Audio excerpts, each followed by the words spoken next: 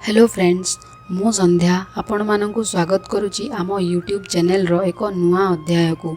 आमे समस्ते चाहूँ धनर देवी माँ लक्ष्मी कृपा सबु बेले आम उपरे एवं आम परिवार उपरे रहू एवं माँ लक्ष्मी कृपारु आम घर धन धान्य परिपूर्ण होई रही थाऊ। केवल धन संपत्ति कहीं जो घर उपरे माँ लक्ष्मी आशीर्वाद रही थाए सही घरे सदस्य मानक मध्यरे भल बुझामणा सुख शांति मध्य रही थाए। समस्त प्रकार दुख कलह मध्य दूर होइथाए। आज मु आलोचना करने को जाउची केवल 3टी उपाय जहाकू करने द्वारा घर को माँ लक्ष्मी आगमन होइथाए एवं आम घरे माँ लक्ष्मी बास करि थांती। एही उपाय गुड़ी को आपण अति सहजरे करिपारिबे एवं आपणको अधिका परिश्रम मध्य करने को पड़िबो नाही। परिवार सदस्यों उपरे माँ लक्ष्मी आशीर्वाद सर्वदा रहिबो एवं घरे कौनसी प्रकारर अभाव अनाटन देखा देबो नाही।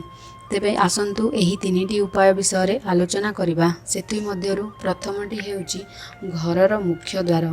घरर मुख्य द्वार रे सर्वदा पूर्ण कलश रखंतु। पूर्ण कलश सर्वदा माँ लक्ष्मी को आकर्षित करिथाए। घरर केही सदस्य जदि बाहर को जाउचंती तेबे सेमानंक नजर एही कलश उपरे पड़िबो एवं सेमाने जेउ कामरे बाहर को जाउचंती सेथिरे सफल मध्य हेबे एवं आपणक घरे धनर वर्षा हेबो। महालक्ष्मी आगमन हेतु घरर समस्त काम बिना द्विधारे बिना असुविधारे संपूर्ण हेबो। घर धन संपत्ति रे पूरी उठिबो।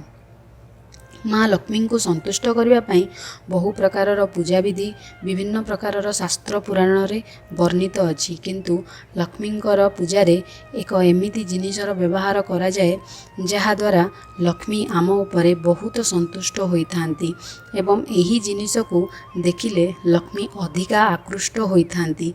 एहा हेउची पद्म फूल। आपण लक्ष्मी पूजा करिबा बेले पद्म फूल को आनी अर्पण करने को चेष्टा करिवे।